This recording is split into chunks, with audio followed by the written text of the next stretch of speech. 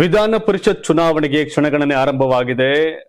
ಯಾರು ಗೆಲ್ತಾರೆ ಅನ್ನೋ ಪ್ರಶ್ನೆ. ಯಾಕಂದ್ರೆ ಹೆಚ್ಚುವರಿಯಾಗಿ ಕಾಂಗ್ರೆಸ್ಗೂ ಒಂದಷ್ಟು ಮತಗಳ ಕೊರತೆ ಇದೆ, ಜೆಡಿಎಸ್ಗೂ ಕೊರತೆ ಇದೆ. ಜೆಡಿಎಸ್ ಅಭ್ಯರ್ಥಿ ಮತ್ತೆ ಕಾಂಗ್ರೆಸ್ ಅಭ್ಯರ್ಥಿ ಇವರಿಬ್ಬರಲ್ಲಿ ಯಾರು ಗೆಲ್ತಾರೆ ಅನ್ನೋ ಪ್ರತಿಷ್ಠೆ. ಡಿ ಕೆ ಶಿವಕುಮಾರ್ ಮುಖ್ಯಮಂತ್ರಿ ಆಗಿದ್ದಾರೆ, ಅವರ ಆಪ್ತ ವಿನಯ್ ಕಾರ್ತಿಕ್ ಟಿಕೆಟ್ ಕೊಟ್ಟಿದ್ದಾರೆ. ಮತ್ತೊಂದ್ ಕಡೆ ಗೋವಿಂದ ರಾಜು ಅವರಿಗೆ ಜೆಡಿಎಸ್ ಟಿಕೆಟ್ ಕೊಟ್ಟಿದೆ.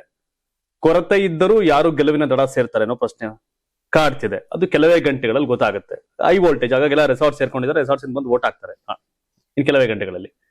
ಇನ್ನು ಪ್ರಮುಖವಾದ ವಿಷಯ ಅಂತಂದ್ರೆ NDAಗೆ ಒಂದಷ್ಟು ಅಪೋಸಿಷನ್ ಪಾರ್ಟಿನ ಒಡೆದು ಬಲ ಜಾಸ್ತಿ ಮಾಡ್ಕೋತಾವ್ರೆ. ಹಾಗೆ ಸಮಾಜವಾದಿ ಪಾರ್ಟಿಗೂ ಕೂಡ ಸಮಸ್ಯೆ ಬಂತ ಅನ್ನೋ ಪ್ರಶ್ನೆ ಕಾಡ್ತಿದೆ. ಈ ರೀತಿಯ ಪ್ರಮುಖ ಸುದ್ದಿಗಳು ಇವತ್ತಿನ ಪ್ರೈಮ್ ಟೈಮ್ ನ್ಯೂಸ್ ಅಲ್ಲಿ ಇದೆ. ಪ್ರಮುಖ 10 ಸುದ್ದಿಗಳು ಕಡೆವರೆಗೂ ನೋಡಿ. ಎಲ್ರಿಗೂ ಸ್ವಾಗತ. ಅದಕ್ಕಿಂತ ಮುಂಚಿತವಾಗಿ ನೀವೇನು ಕರ್ನಾಟಕ ಟಿವಿಯನ್ನ ಯೂಟ್ಯೂಬ್ ಅಲ್ಲಿ ಸಬ್ಸ್ಕ್ರೈಬ್ ಮಾಡಿಲ್ಲ ಅಂದ್ರೆ ಈ ಕೂಡಲೇ ಸಬ್ಸ್ಕ್ರೈಬ್ ಮಾಡಿ ನಮಗ್ ಸಪೋರ್ಟ್ ಮಾಡಿ. ವಿಧಾನ ಪರಿಷತ್ ಚುನಾವಣೆಯಲ್ಲಿ ತನ್ನ ಎಲ್ಲಾ 5 ಅಭ್ಯರ್ಥಿಗಳ ಗೆಲುವು ಖಚಿತಪಡಿಸಿಕೊಳ್ಳಲು ಕಾಂಗ್ರೆಸ್ ಪಕ್ಷ ಸೂಕ್ಷ್ಮ ರಣತಂತ್ರ ರೂಪಿಸಿದೆ. ಇದೇ ಹಿನ್ನೆಲೆಯಲ್ಲಿ ಪಕ್ಷದ ಶಾಸಕರಿಗೆ ಅಣಕು ಮತದಾನ ಹಾಗೂ ಆದ್ಯತಾ ಮತದಾನದ ಕುರಿತು ವಿಶೇಷ ತರಬೇತಿ ನೀಡಲಾಗಿದೆ. ಮುಖ್ಯಮಂತ್ರಿ ಡಿ ಕೆ ಶಿವಕುಮಾರ್ ಅವರ ಸಮ್ಮುಖದಲ್ಲಿ ನಡೆದ ಸಭೆಯಲ್ಲಿ ಮತದಾನದ ಸಂಪೂರ್ಣ ಪ್ರಕ್ರಿಯೆಯನ್ನ ಶಾಸಕರಿಗೆ ವಿವರಿಸಲಾಗಿದ್ದು, ಯಾವುದೇ ಮತ ಅಸಿಂಧುವಾಗದಂತೆ ಎಚ್ಚರಿಕೆ ವಹಿಸಲು ಸೂಚಿಸಲಾಗಿದೆ. ಕಾಂಗ್ರೆಸ್ ಕಣಕ್ಕಿಳಿಸಿರ್ತಕ್ಕಂಥ 5 ಅಭ್ಯರ್ಥಿಗಳ ಗೆಲುವಿನ ಲೆಕ್ಕಾಚಾರದ ಆಧಾರದ ಮೇಲೆ ಶಾಸಕರನ್ನ ಪ್ರತ್ಯೇಕವಾಗಿ ವರ್ಗೀಕರಿಸಲಾಗಿದೆ. ಪ್ರತಿ ಅಭ್ಯರ್ಥಿಗೆ ಅಗತ್ಯವಿರುವ ಮತಗಳನ್ನ ಖಚಿತಪಡಿಸಿಕೊಳ್ಳಲು ವಿಶೇಷ ಪಟ್ಟಿಗಳನ್ನ ಸಿದ್ಧಪಡಿಸಲಾಗಿದೆ. ಮೂಲಗಳ ಪ್ರಕಾರ ಒಬ್ಬ ಅಭ್ಯರ್ಥಿಗೆ ಸುಮಾರು 28 ಶಾಸಕರ ಮತಗಳು ಸಿಗುವಂತೆ ಲೆಕ್ಕಾಚಾರ ರೂಪಿಸಲಾಗಿದ್ದು, ಮತಗಳ ಹಂಚಿಕೆಯಲ್ಲಿ ಯಾವುದೇ ಗೊಂದಲ ಉಂಟಾಗದಂತೆ ಪಕ್ಷದ ನಾಯಕರು ನಿಗಾ ವಹಿಸಿದ್ದಾರೆ. ಆದ್ಯತಾ ಮತದಾನ ವ್ಯವಸ್ಥೆಯಲ್ಲಿ ಸಣ್ಣ ತಪ್ಪು ಮತ ಅಸಿಂಧುವಾಗುವ ಸಾಧ್ಯತೆ ಇರೋದ್ರಿಂದ ಶಾಸಕರಿಗೆ ಕಟ್ಟುನಿಟ್ಟಿನ ಸೂಚನೆಗಳನ್ನ ನೀಡಲಾಗಿದೆ. ಮತಪತ್ರದಲ್ಲಿ ಆದ್ಯತಾ ಕ್ರಮವನ್ನ ಹೇಗೆ ನಮೂದಿಸಬೇಕು, ಯಾವ ರೀತಿಯ ತಪ್ಪುಗಳನ್ನ ಮಾಡಬಾರದು ಹಾಗೂ ಮತದಾನದ ವೇಳೆ ಪಾಲಿಸಬೇಕಾದ ನಿಯಮಗಳ ಕುರಿತು ವಿವರವಾದ ಮಾಹಿತಿ ನೀಡಲಾಗಿದೆ. ಪ್ರತಿ ಶಾಸಕರ ಮತವು ಪಕ್ಷದ ಲೆಕ್ಕಾಚಾರದಂತೆ ಚಲಾವಣೆಯಾಗುವಂತೆ ಕಾಂಗ್ರೆಸ್ ನಾಯಕರು ನಿರಂತರ ಸಮನ್ವಯ ಸಭೆಗಳನ್ನ ನಡೆಸಿದ್ದಾರೆ. ಅಡ್ಡ ಮತದಾನ ಅಥವಾ ತಾಂತ್ರಿಕ ತಪ್ಪುಗಳಿಂದ ಯಾವುದೇ ಅಭ್ಯರ್ಥಿಗೆ ಹಿನ್ನಡೆಯಾಗದಂತೆ ಪಕ್ಷದ ನಾಯಕತ್ವ ವಿಶೇಷ ಗಮನ ಹರಿಸಿದೆ. ಗೆಲ್ಲಬೇಕು ಡಿ ಕೆ ಶಿವಕುಮಾರ್ ಪ್ರತಿಷ್ಠೆ ಆಪ್ತನ್ ಕ್ಯಾಂಡಿಡೇಟ್ ಮಾಡೋರೆ. ಅಲ್ಲಿ ಕುಮಾರಸ್ವಾಮಿಗೂ ಕೂಡ ಏನಾರ ಕಾಂಗ್ರೆಸ್ ಒಳಗೆ ಸಿಎಂ ಬದಲಾವಣೆ ಆಗಿರುವ ಸನ್ನಿವೇಶಗಳಾಗಿರ್ತಕ್ಕಂಥ ವ್ಯತ್ಯಾಸಗಳು, ಸಚಿವ ಸ್ಥಾನ ಸಿಗದಿರೋ ವ್ಯತ್ಯಾಸಗಳನ್ನ ಬಳಸ್ಕೊಂಡು ಗೆಲ್ತೀವಿನ ಲೆಕ್ಕಾಚಾರಗಳು ಒಳಗವರಿದ್ದಾರೆ. ಯಾವ್ದು ಬಹಿರಂಗವಾಗಿ ಹೇಳ್ಕತ್ತಾ ಇಲ್ಲ. ಅಂದ್ರೆ ಡಿ ಕೆ ಶಿವಕುಮಾರ್ ಪ್ರತಿಷ್ಠೆ ಇದು. JDSಕೇನು ಅಲ್ಲ. JDS ಅವರು ಗೆದ್ರೆ ಲಾಭ, ಹೋದ್ರೆ ಏನಂತೆ ಅಂತ ಸುಮ್ಮನೆ ಆಯ್ತಾರೆ. ಬಟ್ ನೋಡ್ಬೇಕು ಏನಾಗುತ್ತೆ ಅಂತ ಬಹಳ ಕುತೂಹಲ ಇದೆ ನನಗೂ ಕೂಡ, ಏನಾಗುತ್ತೆ ಅಂತ. ನಿಮ್ಗೇನ್ ಅನ್ಸುತ್ತೆ? ಕಾಂಗ್ರೆಸ್ ಅಭ್ಯರ್ಥಿ ಗೆಲ್ತಾರ, JDS ಅಭ್ಯರ್ಥಿ ಗೆಲ್ತಾರ? ಕಾಮೆಂಟ್ ಮಾಡಿ ಈಗಲೇ. ನೆಕ್ಸ್ಟ್, ಇನ್ನು ರಾಜ್ಯದಲ್ಲಿ ವಿಧಾನ ಪರಿಷತ್ ಚುನಾವಣೆ ರಂಗೇರಿದೆ. ಎಲ್ಲಾ ರಾಜಕೀಯ ಪಕ್ಷಗಳು ತನ್ನ ಅಭ್ಯರ್ಥಿಗಳನ್ನ ಗೆಲ್ಲಿಸಿಕೊಂಡು ಬರೋಕೆ ಇನ್ನಿಲ್ಲದ ಕಸರತ್ತು ನಡೆಸ್ತಿವೆ. ಅಡ್ಡ ಮತದಾನ ಭೀತಿ ಹಿನ್ನೆಲೆ ರೆಸಾರ್ಟ್ಸ್ ಪಾಲಿಟಿಕ್ಸ್ ಕೂಡ ಶುರುವಾಗಿದ್ದು, ಗೆಲ್ಲೋಕೆ ಕಾಂಗ್ರೆಸ್ ರಣತಂತ್ರವನ್ನ ರೂಪಿಸಿದೆ. ವಿಧಾನ ಪರಿಷತ್ ಚುನಾವಣೆಯಲ್ಲಿ ಕಾಂಗ್ರೆಸ್ ಪಕ್ಷದ ಶಾಸಕರು ಮತಯಾಚಿಸಲಿದ್ದು 5 ಅಭ್ಯರ್ಥಿಗಳಿಗೆ ಪ್ರತ್ಯೇಕ ಬಸ್ ವ್ಯವಸ್ಥೆ ಮಾಡಲಾಗಿದೆ. ಯಾವ ಅಭ್ಯರ್ಥಿ ಯಾರ ಪರ ಮತ ಚಲಾವಣೆ ಮಾಡಬೇಕು ಅನ್ನೋದು ಕೂಡ ಆ ತಂಡ ನಿರ್ಧಾರ ಮಾಡಿದೆ. ಆ ಗ್ರೂಪ್ ಪ್ರಕಾರವೇ ವಿಧಾನಸೌಧಕ್ಕೆ ಪ್ರತ್ಯೇಕ ಬಸ್ ಅಲ್ಲಿ ತೆರಳುತ್ತಾರೆ. ಉದಾಹರಣೆಗೆ ಹರಿಪ್ರಸಾದ್ ಅವರಿಗೆ ಯಾವ ಶಾಸಕರು ಮತ ಹಾಕ್ಬೇಕು, ವಿನಯ್ ಕಾರ್ತಿಕ್ ಯಾರ ಮತ ಚಲಾವಣೆ ಮಾಡಬೇಕು ಅಂತ ತಂಡವಾಗಿಯೇ ಪ್ರತ್ಯೇಕ ಬಸ್ ನಲ್ಲಿ ಪ್ರಯಾಣಿಸುವ ಕಾಂಗ್ರೆಸ್ ಶಾಸಕರು ಮತ ಚಲಾವಣೆ ಮಾಡ್ತಾರೆ. ಜೊತೆಗೆ ಯಾರು ಅಡ್ಡ ಮತದಾನ ಮಾಡಿದ್ದಾರೆ ಎಂಬುದು ಕೂಡ ತಿಳಿಯೋಕೆ ಈ ವ್ಯವಸ್ಥೆ ಸಹಕಾರಿ ಆಗಲಿದ್ದು, ಹಾಗಾಗಿಯೇ ಪ್ರತ್ಯೇಕ ಬಸ್ಸುಗಳಲ್ಲಿ ಶಾಸಕರನ್ನ ಕರೆದೊಯ್ಯಲು ಸಿಎಂ ಡಿ ಕೆ ಶಿವಕುಮಾರ್ ಅವರು ಪ್ಲಾನ್ ರೂಪಿಸಿದ್ದಾರೆ ಎನ್ನಲಾಗಿದೆ. ಪರಿಷತ್ನ 7 ಸ್ಥಾನಗಳಿಗೆ ಚುನಾವಣೆ ಹಿನ್ನೆಲೆ ಬಿಜೆಪಿ ಶಾಸಕಾಂಗ ಪಕ್ಷ ಸಭೆ ಕೂಡ ನಡೆದು ಅವರು ಕೂಡ ಅಭ್ಯರ್ಥಿಗಳನ್ನ ಗೆಲ್ಲಿಸುವ ಚರ್ಚೆ ಮಾಡಿದ್ದಾರೆ. 2 ಅಭ್ಯರ್ಥಿಗಳಿಗೆ ಯಾರ್ಯಾರು ಮತ ಹಾಕ್ಬೇಕು, ಮತ್ತೆ ಇನ್ನೆಷ್ಟು ಹೆಚ್ಚುವರಿ ಮತಗಳನ್ನ JDSಗೆ ಯಾರು ಹಾಕ್ಬೇಕು, ಇವೆಲ್ಲವೂ ಕೂಡ ಬಿಜೆಪಿಯಲ್ಲಿ ನಿರ್ಧಾರ ಆಗಿದೆ. ಬಿಜೆಪಿ JDS ಸೇರಿ ಒಂದ್ ಸ್ವಲ್ಪ ಅವ್ರಿಗೆ ಮುಖಭಂಗ ಮಾಡ್ಬೇಕು ಅನ್ನೋ ಲೆಕ್ಕಾಚಾರದಲ್ಲಿದ್ದಾರೆ. ಯಾರಿಗೆ? ಕಾಂಗ್ರೆಸ್ ಅವ್ರಿಗೆ. ಕಾಂಗ್ರೆಸ್ನ ಡಿ ಕೆ ಶಿವಕುಮಾರ್ 5 ಗೆಲ್ಸ್ಕೊಂಡು ನಾನು ಶಕ್ತಿ ತೋರಿಸ್ಕೋಬೇಕು ಅಂತ ಅವ್ರಿದ್ದಾರೆ. ನೋಡ್ಬೇಕು. ಇನ್ನೊಂದ್ ಕಡೆ ರಾಜಕೀಯದ ಗಮನ ಸೆಳೆದಿರ್ತಕ್ಕಂಥ ಈ ಚುನಾವಣೆಯಲ್ಲಿ ಬಿಜೆಪಿಯಿಂದ ದೂರ ಉಳಿದಿರ್ತಕ್ಕಂಥ Yeshwanthpur MLS S T Somashekar, ಹಾಗೆ ಯಲ್ಲಾಪುರ MLA ಶಿವರಾಮ್ ಹೆಬ್ಬಾರ್ ಇಬ್ರು ಕೂಡ ಕಾಂಗ್ರೆಸ್ ಅಲ್ಲಿ ಕಾಣಿಸ್ಕೊಂಡಿದ್ದಾರೆ. ಅದು ಲಾಭನೇ, ವೋಟಿಂಗ್ 2 ವೋಟ್ ಸಿಗ್ತಾವಲ್ಲ ಅವ್ರಿಗೆ. ಹಾಗಾಗಿ ಅವ್ರನ್ನ ಬಿಜೆಪಿ ಅವ್ರು ಏನ್ ಕನ್ಸಿಡರ್ ಮಾಡಿಲ್ಲ, ಅನರ್ಹ ಮಾಡಿಸ್ಕೊಳಕ್ ಆಗ್ತಿಲ್ಲ ಅವ್ರಿಗೆ, ಕಾಯ್ತಾವ್ರೆ ಬಿಜೆಪಿ ಅವರು. ಹಾಗಾಗಿ ಇವರೆಲ್ಲ ಹೋಗಿ ಕಾಂಗ್ರೆಸ್ ಪರ್ಸಾಲೆಯಲ್ಲಿ ಕೂತ್ಕೊಂಡು ಇದು ಮಾಡ್ತಾವ್ರೆ. ಇನ್ನು ವಿಧಾನಸಭೆ ಸಚಿವಾಲಯ ಕೂಡ ವೋಟಿಂಗ್ಗೆ ಸಕಲ ರೀತಿಯ ಸಜ್ಜಾಗಿದೆ. 4 ಗಂಟೆ ನಂತರ ಮತ ಎಣಿಕೆ ಆರಂಭ ಆಗುತ್ತೆ. ಯಾವ್ದಾದೊಂದು ಅರ್ಧ ಗಂಟೆ, ಒಂದ್ ಗಂಟೆಲಿ ಫಲಿತಾಂಶ ಕೂಡ ಬಂದ್ಬಿಡುತ್ತೆ. ಏನ್ 222 ವೋಟ್ ಕೌಂಟ್ ಮಾಡೋದು ಎಷ್ಟೊತ್ತು, ಏನ್ ಕತೆ? ಅದೇ ಕಾಂಗ್ರೆಸ್ 5ನೇ ಅಭ್ಯರ್ಥಿ ಗೆಲ್ತಾರ, JDS ನ ಅಭ್ಯರ್ಥಿ ಗೆಲ್ತಾರ ಅನ್ನೋದು ಬಹಳ ಇದೆ. ಈ ಗೊಂದಲದಲ್ಲಿ ಏನಾರ ಬಿಜೆಪಿ ಎರಡು ವ್ಯತ್ಯಾಸಗಳಾಗ್ಬಿಟ್ರೆ ಅನ್ನೋದು ಕೂಡ ಇದೆ.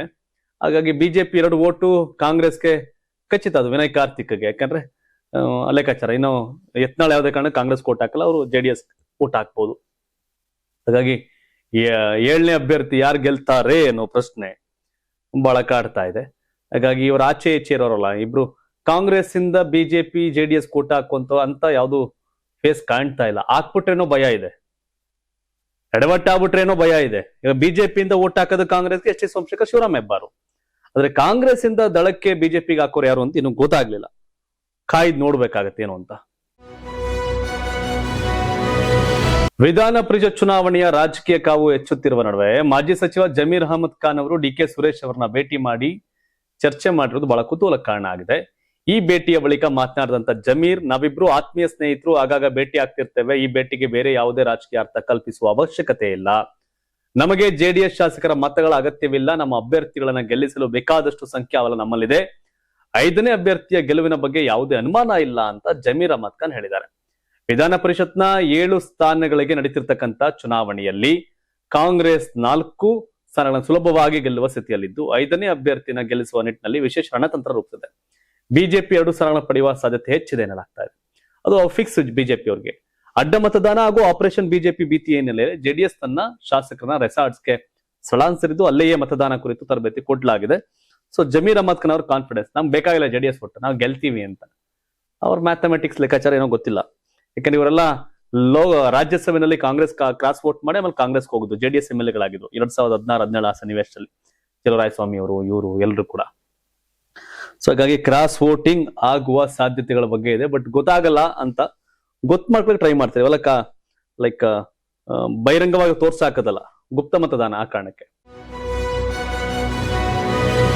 ಇನ್ನು ವಿಧಾನ ಪರಿಷತ್ ಚುನಾವಣೆ ಕ್ಷಣಗಣನೆ ಆರಂಭ ಆಗ್ತದಂತೆ JDS ಕೂಡ ತನ್ನ ಶಾಸಕರನ್ನ ಒಗ್ಗೂಡಿಸುವ ಕಾರ್ಯಕ್ಕೆ ಮುಂದಾಗಿದೆ. ಅಡ್ಡ ಮತದಾನ ಹಾಗೂ ಆಪರೇಷನ್ ರಾಜಕೀಯದ ಆತಂಕದ ನಡುವೆ JDS ತನ್ನ ಶಾಸಕರನ್ನ ರೆಸಾರ್ಟ್ಸ್ಗೆ ಸ್ಥಳಾಂತರ ಮಾಡಿದೆ.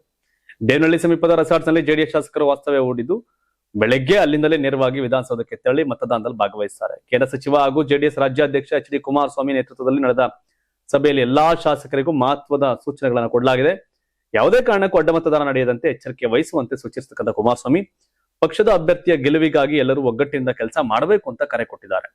ಇನ್ನು ಕಾಂಗ್ರೆಸ್ ಶಾಸಕರನ್ನ ಸೆಳೆಯುವ ಯಾವುದೇ ಪ್ರಯತ್ನವನ್ನ JDS ನಡೆಸ್ತಾ ಇಲ್ಲ.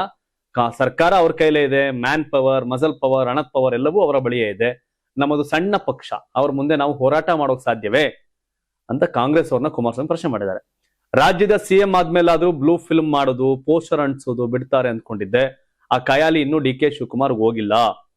ಪೋಸ್ಟರ್ ಅಂಟಿಸಿ ಪ್ರಚಾರ ಮಾಡೋದಾ? ನನ್ನನ್ನು ಬಿಡಿ, ನನ್ನ ಹೆಂಡತಿಯನ್ನು ಫೋಟೋ ಹಾಕಿದ್ದಾರೆ. 100 ಎಕರೆ ಅಂತ ಪೋಸ್ಟರ್ ಅಂತ ನಂದು ನಿಖಿಲ್ ಫೋಟೋ ಹಾಕಿದ್ದಾರೆ. 46 ಎಕರೆ 40 ವರ್ಷದ ಹಿಂದೆ ಕಷ್ಟಪಟ್ಟು ಖರೀದಿ ಮಾಡಿರೋ ಜಮೀನು, ಅದು ಬಿಟ್ಟು ನನ್ನ ಹೆಸರಲ್ಲಿ ಯಾವ ಜಮೀನಿದೆ? 100 ಎಕರೆ ಅಂತ ಪೋಸ್ಟರ್ ಹಾಕಿದ್ದಾರೆ. ಅನಿತಾ ಕುಮಾರಸ್ವಾಮಿ ಅವ್ರದ್ದು 36-37 ಎಕರೆ ತಗೊಂಡಿದ್ದಾರೆ. ಅದು ಖರೀದಿ ಮಾಡಿರೋದನ್ನ ಯಾವನೋ ಹೆಸರಲ್ಲಿ ಪೋಸ್ಟರ್ ಹಾಕಿ ಕೊಡಿ ಅಂತಂದ್ರೆ ಹೇಗೆ ಅಂತ ಪ್ರಶ್ನೆ ಮಾಡಿದ್ದಾರೆ. ನಡೀತಾ ಐತೆ ಕುಮಾರಸ್ವಾಮಿ ವರ್ಸಸ್ DK ಶಿವಕುಮಾರ್ ಕಾಳಗ. ಸದ್ಯಕ್ಕೆ ನಿಲ್ಲೋ ಲಕ್ಷಣ ಕಾಣ್ತಾ ಇಲ್ಲ. ಇನ್ನು ಜಾರ್ಖಂಡ್ನ 2 ರಾಜ್ಯಸಭಾ ಸ್ಥಾನಗಳಿಗೆ ಜೂನ್ 18ಕ್ಕೆ ಚುನಾವಣೆ ನಡೀತಾ ಇದೆ. ಮತದಾನಕ್ಕೆ ಕೇವಲ ಒಂದಿನ ಬಾಕಿ ಇರುವಾಗ ಚುನಾವಣಾ ಸಿದ್ಧತೆಗಳಿಗಾಗಿ ಸಭೆಯಲ್ಲಿ ವಿಳಂಬ ತಪ್ಪಿಸಲು ವಿರೋಧ ಪಕ್ಷದ NDA ಈಗಾಗಲೇ ಕ್ರಮವನ್ನ ಕೈಗೊಂಡಿದೆ. ಚುನಾವಣಾ ತಂತ್ರ ಹಾಗೂ ಕಾರ್ಯತಂತ್ರ ರೂಪಿಸೋಕೆ ಕಾಂಗ್ರೆಸ್ ಸೇರಿದಂತೆ ಆಡಳಿತಾರೂಢ ಇಂಡಿಯಾ ಮೈತ್ರಿಕೂಟದ ಶಾಸಕರು ಬುಧವಾರ ಸಂಜೆ ಮುಖ್ಯಮಂತ್ರಿ ನಿವಾಸದಲ್ಲಿ ಸಭೆ ಸೇರಿದ್ದು ಕಾಂಗ್ರೆಸ್ ಶಾಸಕ ಪ್ರದೀಪ್ ಯಾದವ್ ತಿಳಿಸಿದ್ದಾರೆ. ಇದೇ ವೇಳೆ ಕಾಂಗ್ರೆಸ್ ಶಾಸಕರನ್ನ ರಾಜಧಾನಿಯ ಹೋಟೆಲ್ ಒಂದಕ್ಕೆ ಕಳಿಸಲಾಗುವುದು ಅಂತ ಕರ್ಕೊಂಡು ಹೋಗಿದ್ದಾರೆ. ಈಗ ಆದ್ರೆ ಈ ವದಂತಿಗಳನ್ನು ನಿರಾಕರಿಸತಕ್ಕಂಥ ಕಾಂಗ್ರೆಸ್ ಮಾಧ್ಯಮ ಉಸ್ತುವಾರಿ ರಾಕೇಶ್ ಸಿನ್ಹಾ, ಶಾಸಕರನ್ನ ಹೋಟೆಲ್ಗೆ ಶಿಫ್ಟ್ ಮಾಡುವ ಯಾವುದೇ ಯೋಜನೆ ಇಲ್ಲ. AICC ವೀಕ್ಷಕರು ತಂಗಿರೋ ಹೋಟೆಲ್ಗೆ ಶಾಸಕರು ಭೇಟಿ ಕೊಡ್ತಾ ಇದ್ದಾರೆ. ನಮ್ಮ ಬಳಿ ಅಗತ್ಯ ಸಂಖ್ಯಾಬಲ ಇದ್ದು ಅತ್ಯಂತ ಸುಲಭವಾಗಿ ಗೆಲ್ಲುವ ವಿಶ್ವಾಸ ಇದೆ ಅಂತ ಹೇಳಿದ್ದಾರೆ. ಅಂದ್ರೆ ಇಡೀ ದೇಶಾದ್ಯಂತ ಎಲ್ಲೆಲ್ಲಿ ಖಾಲಿಯಾಗಿದೆ ಎಲ್ಲರ ರಾಜ್ಯಸಭಾ ಎಲೆಕ್ಷನ್ ಆಗ್ತಿದೆ. ಬಟ್ BJP ಅವರು ಶತಾಯಗತ ಏನಾರ ಮಾಡಿ ಒಂದಷ್ಟು ಸ್ಥಾನ ಹೊಡಿಬೇಕು ನಿಂತವ್ರೆ. ಹಾಗಾಗಿ BJP ಬಗ್ಗೆ ಭಯ. ಆಗ ಒಂದಷ್ಟು ಜನ ಹೋಟೆಲ್ ಸೇರ್ತಾವ್ರೆ. ನೋಡ್ಬೇಕು ಏನು. JMM ನಿಂದ ಬೈಜನಾಥ್ ರಾಮ್, ಕಾಂಗ್ರೆಸ್ ಇಂದ ಪ್ರಣವ್ ಝಾ ಮತ್ತು BJP ಬೆಂಬಲಿತ ಪಕ್ಷೇತರ ಅಭ್ಯರ್ಥಿಯಾಗಿ ಉದ್ಯಮಿ ಪರಿಮಳ್ ನತ್ವಾಣಿ ಕಣದಲ್ಲಿದ್ದಾರೆ. ಸಂಖ್ಯಾಬಲದ ಕೊರತೆ ಇದ್ರು BJP ಬೆಂಬಲಿತ ಅಭ್ಯರ್ಥಿ ಕಣಕ್ಕಿಳಿದಿರೋದು ಆತಂಕ ಮೂಡಿಸಿದೆ. ಆಪರೇಷನ್ ಕಮಲ ಮಾಡಿ ಎಲ್ಲಿ ಗೆಲ್ಸ್ಕೋತಾರೋ ಅಂತ ನೋಡ್ಬೇಕೇನಾಗತ್ತೆ ಅಂತ ಜಾರ್ಖಂಡದು. ಮಹಾರಾಷ್ಟ್ರದಲ್ಲಿ ಮತ್ತೆ ರಾಜಕೀಯ ಸಂಚಲನ ಸೃಷ್ಟಿಯಾಗಿದೆ. ಉದ್ಧವ್ ಠಾಕ್ರೆ ಬಣ ಮತ್ತೊಮ್ಮೆ ಒಡೆದು ಚೂರಾಗುವ ಸ್ಪಷ್ಟ ಮುನ್ಸೂಚನೆ ಸಿಕ್ಕಿದೆ. 9 ಸಂಸದರ ಪೈಕಿ 6 ಸಂಸದರು DCM ಏಕನಾಥ್ ಶಿಂದೆ ನೇತೃತ್ವದ ಶಿವಸೇನೆ ಸೇರುವ ಸಾಧ್ಯತೆಗಳಿವೆ. ಆಪರೇಷನ್ ಟೈಗರ್ ಹೆಸರಿನಲ್ಲಿ ನಡೆದ ಈ ಮಿಷನ್ ಮಹಾರಾಷ್ಟ್ರದಲ್ಲಿ ಮತ್ತೊಮ್ಮೆ ಕ್ರಾಂತಿ ಸೃಷ್ಟಿಸಿದೆ. ಈ ಮಧ್ಯೆ ಉದ್ಧವ್ ಸೇನಾ ಪಕ್ಷದ ಸಂಸದ ಸಂಜಯ್ ರಾವತ್ ಬುಧವಾರ ನಡೆಸಿದ ಸುದ್ದಿಗೋಷ್ಠಿಯಲ್ಲಿ ಗಂಭೀರ ಆರೋಪ ಮಾಡಿದ್ದಾರೆ. ಉದ್ಧವ್ ಬಣದ ಸಂಸದರನ್ನ ಖರೀದಿಸೋಕೆ ಪ್ರತಿಯೊಬ್ಬರಿಗೂ 50 ಕೋಟಿ ರೂಪಾಯಿ ಹಣ ಆಫರ್ ನೀಡಲಾಗಿದೆ ಅಂತ ಬಾಂಬ್ ಸಿಡಿಸಿದ್ದಾರೆ.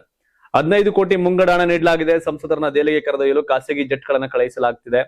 ಮಂಗಳವಾರ ನಾಂದೇಡ್ ಮತ್ತು ಪುಣೆ ಸೇರಿದಂತೆ ಮಹಾರಾಷ್ಟ್ರದ 3 ಸ್ಥಳಗಳಲ್ಲಿ 3 ಖಾಸಗಿ ಜೆಟ್ಗಳನ್ನು ಕಳುಹಿಸಲಾಗಿದೆ ಅಂತ ಆರೋಪ ಮಾಡಿದ್ರು. ಈ ಮಧ್ಯೆ ಉದ್ಧವ್ ಬಣದ ಶಿವಸೇನೆ ದಂಗೆಕೋರರ ವಿರುದ್ಧ ಕ್ರಮ ಕೈಗೊಳ್ಳಲು ಸಜ್ಜಾಗಿದೆ. ಪಕ್ಷವು ಬುಧವಾರ ತನ್ನ ಸಂಸದೀಯ ಪಕ್ಷದ ಸಭೆ ಕರೆದಿದೆ. ಎಲ್ಲಾ ಸಂಸದರು ಜೂನ್ 18ರ ಬೆಳಗ್ಗೆ 11 ಗಂಟೆಗೆ ದೆಹಲಿಯಲ್ಲಿ ನಡೆಯತಕ್ಕಂಥ ಸಂಸದರ ಸಭೆಯಲ್ಲಿ ಭಾಗವಹಿಸುವಂತೆ ಸೂಚಿಸಿದೆ. ಸಭೆಯಲ್ಲಿ ಪಾಲ್ಗೊಳ್ಳದವರ ವಿರುದ್ಧ ಕಠಿಣ ಕ್ರಮ ಕೈಗೊಳ್ಳೋದಾಗಿ ಎಚ್ಚರಿಕೆ ಕೊಟ್ಟಿದೆ. ಇನ್ನು ಉದ್ಧವ್ ಠಾಕ್ರೆ ಬಣದ ಸಂಸದರಾದ ಸಂಜಯ್ ದೀನಾ ಪಟೇಲ್, ಸಂಜಯ್ ದೇಶ್ಮುಖ್, ನಾಗೇಶ್ ಪಾಟೀಲ್ ಅಸ್ಟಿಕರ್, ಓಂರಾಜೆ ನಿಂಬಾಳ್ಕರ್, ಬಹುಸಾಹೇಬ್ ವಕಾತ್ ಚೌರೆ ಮತ್ತು ಸಂಜಯ್ ಜಾಧವ್ ಏಕನಾಥ್ ಶಿಂದೆ ಬಣ ಸೇರುವ ಸಾಧ್ಯತೆಗಳಿವೆ. ಹೆಚ್ಚುವರಿಯಾಗಿ ರಾಜಾ ಬಾಬು ವಾಜೆ ಕೂಡ 6 ಸಂಸದರೊಂದಿಗೆ ಸೇರಿಕೊಳ್ತಾರೆ ಅಂತ ವದಂತಿ ಇದೆ. ಲೋಕಸಭೆಯಲ್ಲಿ ಮೆಜಾರಿಟಿ ತಕೊಂಡು 1 ನೇಷನ್ 1 ಎಲೆಕ್ಷನ್ ಮಹಿಳಾ ಮೀಸಲು ಕ್ಷೇತ್ರ ಪುನರ್ವಿಂಗಡಣೆ ಪಾಸ್ ಮಾಡ್ಕೊಳ್ಳೋ ಸಾಧ್ಯತೆ ಬಿಜೆಪಿ ಅವ್ರದಿದೆ. ಟಿಎಂಸಿ ಹೊಡೆದ್ರು, ಡಿಎಂಕೆ ಐಎನ್ಡಿಎ ಮೈತ್ರಿಕೂಟ ಸಪರೇಟ್ ಆಯ್ತು, ಆಪೋರ್ ಸೇರಿದ್ರು, ಈಗ ಶಿವಸೇನೆ ಸೇರಿಸ್ಕೊಳ್ಳೋದು. ಒಟ್ಟಲ್ಲಿ ಮೆಜಾರಿಟಿ ತಕೊಂಡು 3/2 ಭಾಗದಲ್ಲಿ ಬಿಲ್ ಪಾಸ್ ಮಾಡೋದು ಇವ್ರ ಕೆಲಸ. ಇನ್ನೊಂದು ಸುದ್ದಿ, ಮಹಾರಾಷ್ಟ್ರ ಆಯ್ತು, ಪಶ್ಚಿಮ ಬಂಗಾಳ ಆಯ್ತು, ಈಗ ಉತ್ತರ ಪ್ರದೇಶ ಕತೆ. ಸಮಾಜವಾದಿ ಪಕ್ಷದಲ್ಲಿ ಶೀಘ್ರದಲ್ಲೇ ಒಡಕು ಉಂಟಾಗ್ಲಿದ್ದು ಇಡೀ ಸಮಾಜವಾದಿ ಪಕ್ಷವೇ ಭಾರತೀಯ ಜನತಾ ಪಕ್ಷ ಸೇರೋಕೆ ಸಿದ್ಧವಾಗಿ ಕುಳಿತಿದೆ ಅಂತ ರಾಜ್ಯ ಸಚಿವ ಹಾಗೂ ಎಸ್ಪಿ ಮುಖ್ಯಸ್ಥ ಓಂ ಪ್ರಕಾಶ್ ರಾಜ್ಭರ್ ಹೊಸ ಬಾಂಬ್ ಸಿಡಿಸಿದ್ದಾರೆ. ಈಗಾಗಲೇ ಕೇಂದ್ರ ಗೃಹ ಸಚಿವ ಅಮಿತ್ ಶಾ ಅವರಿಗೆ ಪತ್ರ ಬರೆದಿದ್ದಾರೆ. ಉತ್ತರ ಪ್ರದೇಶದಲ್ಲಿ ನಡೆದ ಗಣಿಗಾರಿಕೆ ಹಗರಣ ಮತ್ತು ಗೋಮತಿ ರಿವರ್ ಫ್ರಂಟ್ ಹಗರಣದ ಹಿಂದಿರತಕ್ಕಂಥ ಅಸಲಿ ಮಾಸ್ಟರ್ ಮೈಂಡ್ ಯಾರು ಎಂಬುದು ಇಡೀ ರಾಜ್ಯದ ಜನರಿಗೆ ಗೊತ್ತಿದೆ. ತನಿಖಾ ಸಂಸ್ಥೆಗಳ ಉರುಳು ಬಿಗಿಯಾಗುತ್ತಿದ್ದಂತೆ ಸಮಾಜವಾದಿ ಪಕ್ಷದಲ್ಲಿನ ಆತಂಕ ಹೆಚ್ಚಾಗ್ತಿದೆ ಅಂತ ಅವರು ತಮ್ಮ ಅಧಿಕೃತ ಎಕ್ಸ್ ಖಾತೆಯಲ್ಲಿ ಬರ್ಕೊಂಡಿದ್ದಾರೆ. ಮುಂಬರುವ ಉತ್ತರ ಪ್ರದೇಶದ ವಿಧಾನಸಭೆ ಚುನಾವಣೆಯಿಂದಾಗಿ ರಾಜಕೀಯ ಪಕ್ಷಗಳ ಚಟುವಟಿಕೆಗಳು ಗರಿಗೆದಿರುವೆ. ಇದೇ ವೇಳೆ ರಾಜ್ಭರ್ ನೀಡಿರ್ತಕ್ಕಂಥ ಈ ಹೇಳಿಕೆ ಭಾರಿ ಕುತೂಹಲ ಕೆಳಿಸಿದೆ. ಮುಂಬರುವ 2027ರ ವಿಧಾನಸಭೆ ಚುನಾವಣೆಯಲ್ಲಿ ಬಿಜೆಪಿಯನ್ನ ರಾಜ್ಯದಿಂದ ಸಂಪೂರ್ಣವಾಗಿ ಕಿತ್ತೊಯ್ಯುತ್ತೇವೆ. ಮುಂಬರುವ ಚುನಾವಣೆಯಲ್ಲಿ ರಾಜ್ಭರ್ ಪಕ್ಷದ ಒಬ್ಬ ಶಾಸಕರನ್ನು ಗೆಲ್ಲೋದಿಲ್ಲ ಮತ್ತು ಅವರು ಕೇವಲ ಪ್ರಚಾರಕ್ಕಾಗಿ ಇಂತಹ ಪ್ರಚೋದನಾತ್ಮಕ ಹೇಳಿಕೆಗಳನ್ನ ಕೊಡ್ತಿದ್ದಾರೆ ಅಂತ ಸಮಾಜವಾದಿ ಪಾರ್ಟಿಯವರು ತಿರುಗೇಟು ರಾಜ್ಭರ್ ಅವರು ಪಕ್ಷಾಂತರ ಹೊಂದಿರಲಿರುವ ಯಾವುದೇ ಶಾಸಕರ ಹೆಸರನ್ನ ಬಹಿರಂಗಪಡಿಸಿಲ್ಲ. ಅದರ ಹೊರತಾಗಿಯೂ ಅವರ ಈ ಹೇಳಿಕೆ ಉತ್ತರ ಪ್ರದೇಶದ ರಾಜಕಾರಣದಲ್ಲಿ ಹೊಸ ಸಂಚಲನ ಹುಟ್ಟು ಹಾಕಿದೆ.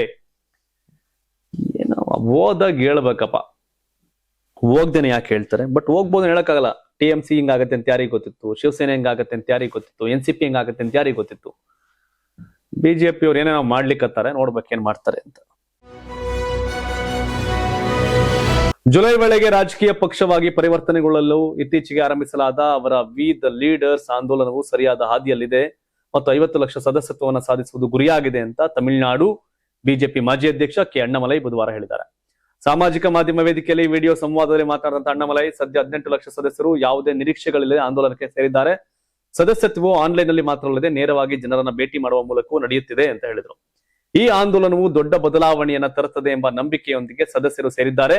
ನಾವು ಈ ಆಂದೋಲನವನ್ನ ರಾಜಕೀಯ ಸಂಘಟನೆಯಾಗಿ ಪ್ರಾರಂಭಿಸಿದ ನಂತರ ಅದರ ಚಟುವಟಿಕೆಗಳು ಮುಂಬರುವ ಜುಲೈನಿಂದ ವಿಭಿನ್ನ ಸ್ವರೂಪವನ್ನು ಪಡೆದುಕೊಳ್ಳುತ್ತವೆ ಮತ್ತು ಜನರು ಅದನ್ನು ನೋಡ್ತಾರೆ ಅಂತ ಹೇಳಿದ್ದಾರೆ.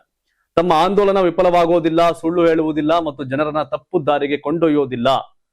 ನಾವು ಎಲ್ಲಾ ಧರ್ಮಗಳಿಗೂ ಸಮಾನರು ಮತ್ತು ಅದರ ಬಗ್ಗೆ ಎರಡನೇ ಯೋಚನೆ ಇಲ್ಲ ಅಂತ ಹೇಳಿದರು. ಮುಂಬರುವ ತಿಂಗಳುಗಳಲ್ಲಿಯೂ ಈ ಸದಸ್ಯತ್ವ ಅಭಿಯಾನವನ್ನ ಮುಂದುವರಿಸುವುದೇ ನಮ್ಮ ಗುರಿ. ನಾವು ಮುಂದುವರಿಯುತ್ತಿದ್ದಂತೆ ರಾಜ್ಯದ ವಿವಿಧ ಸಮಸ್ಯೆಗಳ ಬಗ್ಗೆ ಮಾತನಾಡೋಕೆ ನಮ್ಮ ಸಂಘಟನೆಯನ್ನ ಜನಾಂದೋಲನವಾಗಿ ಪರಿವರ್ತಿಸುವುದು ನಮ್ಮ ಉದ್ದೇಶವಾಗಿದೆ ಅಂತ ಹೇಳಿದ್ರು. ಅಣ್ಣಾಮಲೈ ಅವರ ದಿಲ್ ಸರಿಯಾಗಿ ಹೋಯ್ತವ್ರೆ.